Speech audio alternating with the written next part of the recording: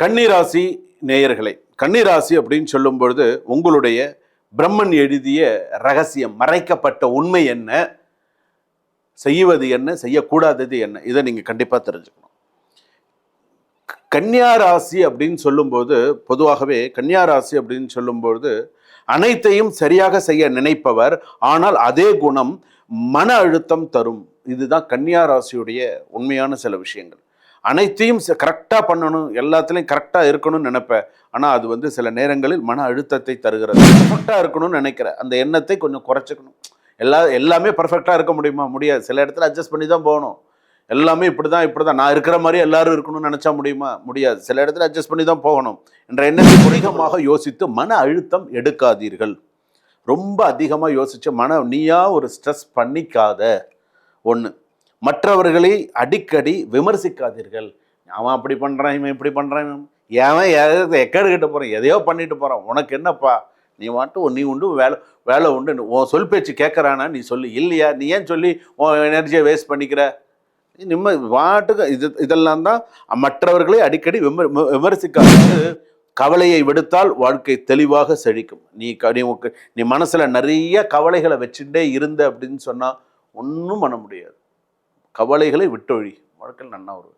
சில பேர் இதே கன்னியா ராசியில் இருப்பவர்கள் நிறைய நல்ல நல்ல ஃபீல்ட்லலாம் இருந்து வேலை செய்வாங்க. என்னென்னு, ஒரு சில விஷயத்தில் நீ பண விஷயத்தில் இருக்கியா, சொந்தக்காரங்க விஷயத்தில் இருக்கியா, உன்னுடைய நிலை எப்படி என்னங்கிறது உனக்கு தெரியும். அதற்கு தகுந்த மாதிரி உன்னுடைய கமிட்மெண்ட்ஸை நீ வச்சுக்கணும். தலைக்கு மேலே நீ கமிட்மெண்ட்ஸ் வச்சுட்டு கஷ்டப்படாத.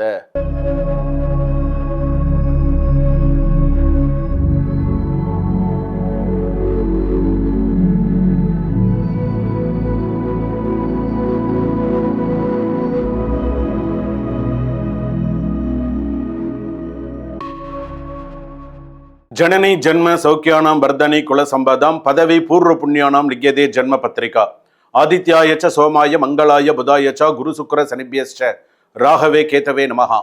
கஜானனம் பூதகணாதி செவிதம் கபித்த ஜம்பு பலசார பக்ஷிதம் உமாசுதம் சோக விநாச காரணம் நமாமி விக்னேஸ்வர பாதபங்கஜம். மகாகணபதி துணை கொண்டு, குருவருள் துணை கொண்டு, நேயர்கள் அனைவருக்கும் வணக்கம். நான் உங்கள் டாக்டர் வி ராஜ்குமார் சிவாச்சாரியார் பேசுகிறேன். எல்லாரும் எப்படி இருக்கீங்க? நலமா இருப்பீங்க நம்புறேன்.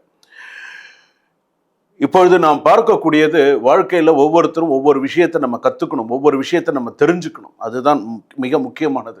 ஏதாவது ஒரு சூழலில், ஏதாவது ஒரு நேரத்தில், ஏதாவது ஒரு விஷயம் நம்ம கண்ணில் படும்போது அந்த விஷயத்தை நம்ம தெரிஞ்சுப்போம். அதுதான் நிதர்சனமான உண்மை அப்படிங்கிறது.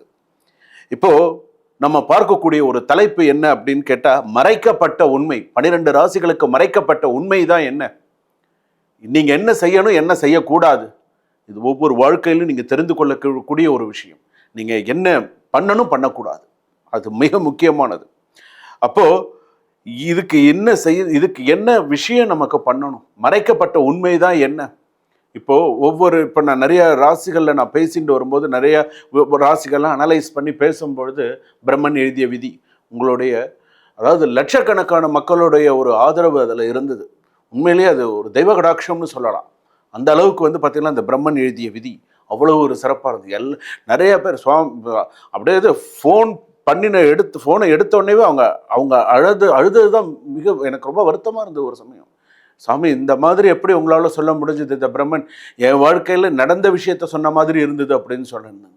அப்போது எல்லாரும் ஒவ்வொருத்தரும் ஒரு விஷயங்கள் நம்ம கிட்ட பகிர்ந்துக்கிறாங்க. சுவாமி இந்த மாதிரி இருந்து நீங்கள் சொன்ன பிரம்மன் எழுதிய விதி அப்படின்னும்போது, அப்போது இதுக்கு மறைக்கப்பட்ட உண்மை தான் என்னதான் மறைஞ்சிருக்கு, எதனால மறைக்கப்பட்டது, என்ன பிரச்சனை, செய்ய வேண்டியது என்ன, செய்யக்கூடாதது என்ன, இதுக்கு என்ன பரிகாரம் நான் பண்ணிக்கலாம். என் 12 ராசிக்கு நான் இப்போ தனித்தனியாக சொல்ல போகிறேன். நோட் டவுன் பண்ணிக்கோங்க. வீடியோ கடைசி வரைக்கும் ஸ்கிப் பண்ணாமல் பாருங்கள். அப்போ தான் நான் நடுவில் என்ன சொல்ல வரேன், என்ன ஸ்லோகங்கள் நடுவில் சொல்லியிருக்கேன், என்ன விஷயங்கள் எந்த கோவிலுக்கு போக சொல்லியிருக்கேன் அப்படிங்கிறதெல்லாம் உங்களுக்கு தெரிய வரும். சரிங்களா? வாங்க வீடியோக்குள்ளே போகலாம். கன்னிராசி நேயர்களே, கன்னிராசி அப்படின்னு சொல்லும்பொழுது உங்களுடைய பிரம்மன் எழுதிய ரகசியம், மறைக்கப்பட்ட உண்மை என்ன, செய்வது என்ன, செய்யக்கூடாதது என்ன, இதை நீங்கள் கண்டிப்பாக தெரிஞ்சுக்கணும்.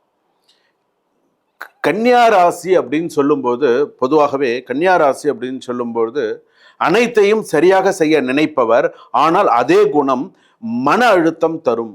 இதுதான் கன்னியா ராசியுடைய உண்மையான சில விஷயங்கள். அனைத்தையும் கரெக்டாக பண்ணணும், எல்லாத்துலேயும் கரெக்டாக இருக்கணும்னு நினைப்பேன்.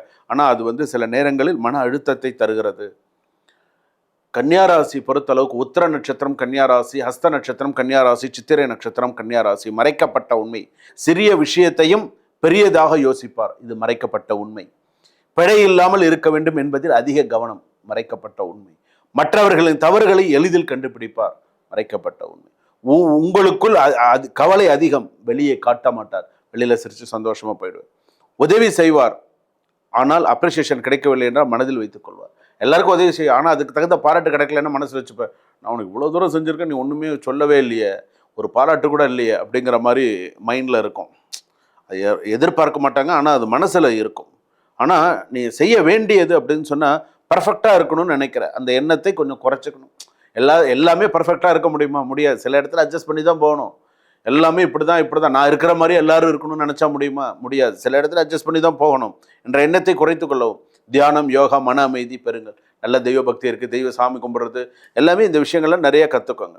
அதே போல் புதன்கிழமை மகாலட்சுமி வழிபாடு நிறைய பண்ணுங்கள். திட்டமிட்டு செயல்படுவது உங்கள் பலம். அதை நல்லபடியாக பயன்படுத்துங்கள். ஆரோக்கியமான உணவு, ஒழுங்கான வாழ்க்கையை பின்பற்றுங்கள். கரெக்டான லைஃப்பை வாழுங்க. என்ன செய்யணும், என்ன செய்யக்கூடாது, எப்படி இருக்கணும், இருக்கக்கூடாது, கரெக்டாக இருங்க.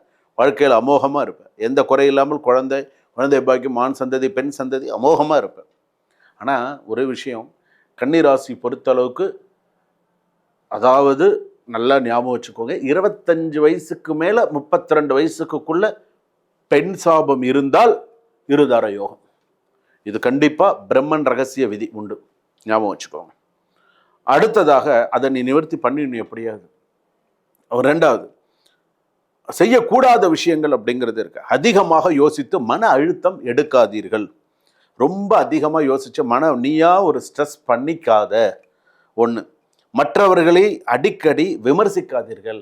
அவன் அப்படி பண்ணுறான், இவன் இப்படி பண்ணுறான், ஏன் எக்கேடு கிட்ட போகிறான், எதையோ பண்ணிட்டு போகிறான், உனக்கு என்னப்பா, நீ நீ உண்டு, வேலை உண்டு, உன் சொல் பேச்சு கேட்குறானா நீ சொல்லு. இல்லையா, நீ ஏன் சொல்லி உன் எனர்ஜியை வேஸ்ட் பண்ணிக்கிற?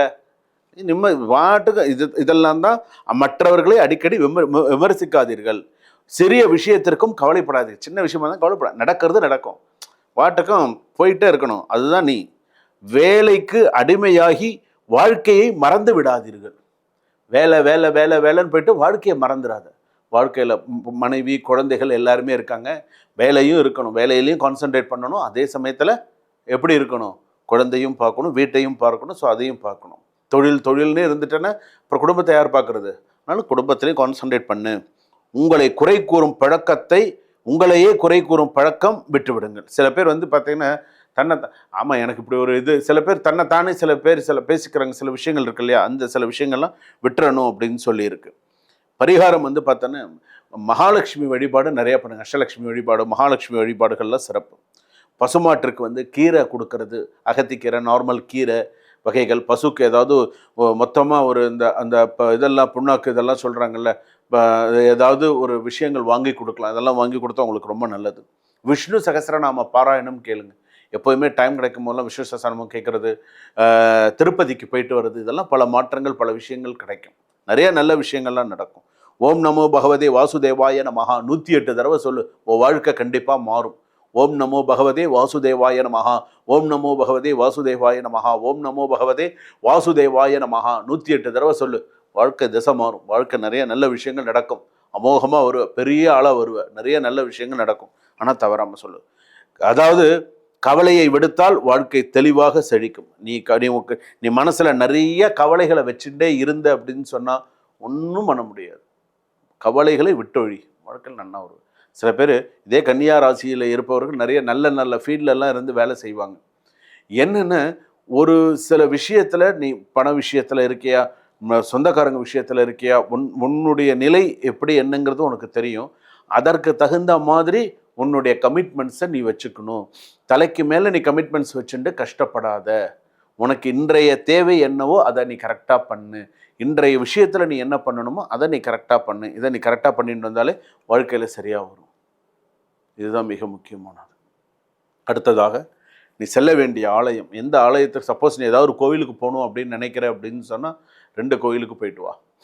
ஒன்று மிக முக்கியமான நல்ல ஒரு சிறப்பான ஸ்தலம் எங்கே இருக்குன்னு, திருவண்ணாமலையிலேருந்து ஒரு 20 கிலோமீட்டரில் காஞ்சி குன்றுமேடு அப்படின்னு ஒரு இடம் இருக்குது. காஞ்சி குன்றுமேடு வள்ளி தேவசேனா சமேத சுப்பிரமணிய சுவாமி மலை மேலே இருக்குது. சின்ன குன்று மேலே இருக்கக்கூடிய சுப்பிரமணிய சுவாமி சிறப்பான ஒரு கோவில். அந்த கோயிலுக்கு வந்து ரொம்ப புராதாரணமான க்ஷேத்திரம். ஸோ அந்த கோயிலுக்கு போய் ஒரே வரிசையில் இருக்கக்கூடிய விநாயக பெருமான் விநாயக பெருமான் இருக்கார், சுவாமி அம்பாள் ஒரே இடத்துல இருக்கக்கூடிய இடம். அதற்கு அடுத்ததாக உள்ள பாலசுப்ரமணிய சுவாமி கோயில் வளாகத்தை சுற்றி வந்தேன்னு அங்கே ராஜராஜேஸ்வரி அம்பாள் இருக்கும், மகாலட்சுமி அம்பாள் ஏதோ அம்பாள் இருக்காங்க. அதையும் வழிபாடு செய்துவிட்டு நீ திரும்ப வந்து நல்ல சுவாமி தரிசனம் பண்ணின அப்படின்னு சொன்னால் வாழ்க்கை சிறப்பாக இருக்கும். ஸோ எதை பற்றியும் கவலைப்பட வேண்டாம். சரிங்களா? இதுவரையில் நீங்கள் பார்த்தது 12 ராசிக்கான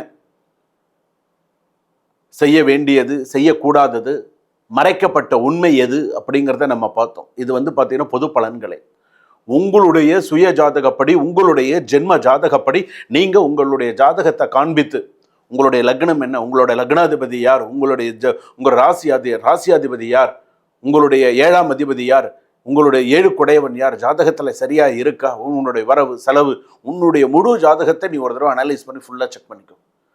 எப்பப்போ என்ன தசா புக்தியில் என்னென்ன நடக்கிறதோ இதுக்கு நான் என்ன பண்ணணும், இப்போ இதுவரையில் நான் சொல்லியிருக்கிற விஷயங்கள்லாம் உனக்கு எந்த அளவுக்கு உனக்கு சரியாக இருந்தது அப்படிங்கிற வரைக்கும் நீங்கள் கரெக்டாக சொல்லுங்கள். அப்படி நீங்கள் சொல்லும்போது எனக்கும் நானும் அதை தெரிஞ்சுப்பேன்.